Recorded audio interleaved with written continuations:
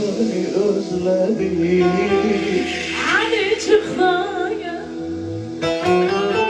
Ben seni çok seviyorum, hala çok özlüyorum.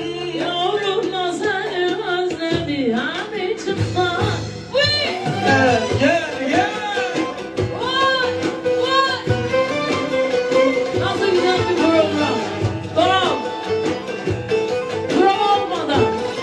Akışıyla gidiyor.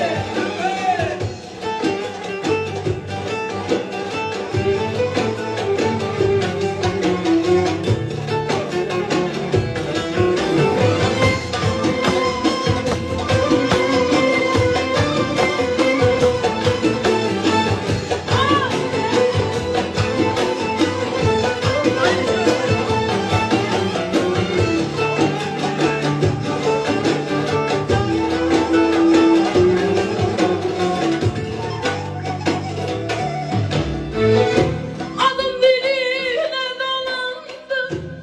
Demek sevdam bir yanandı.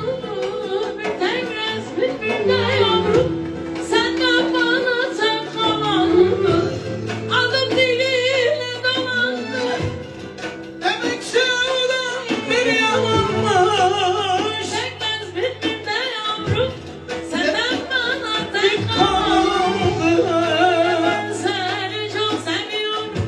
Hala da çok özlüyorum. Yavrum da seni özledim. Hadi çık da gel diyorum. Ben seni çok seviyorum.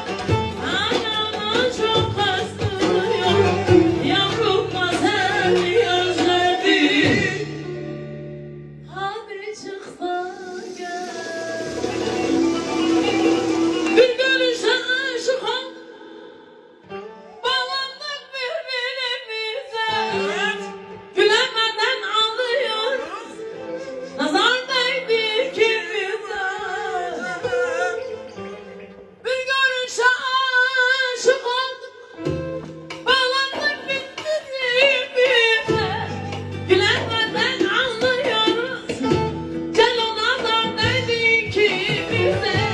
Ve ben seni çok seviyorum. Hala da çok özlüyorum. Yavrum da seni özledim. Hadi çık da gel diyorum.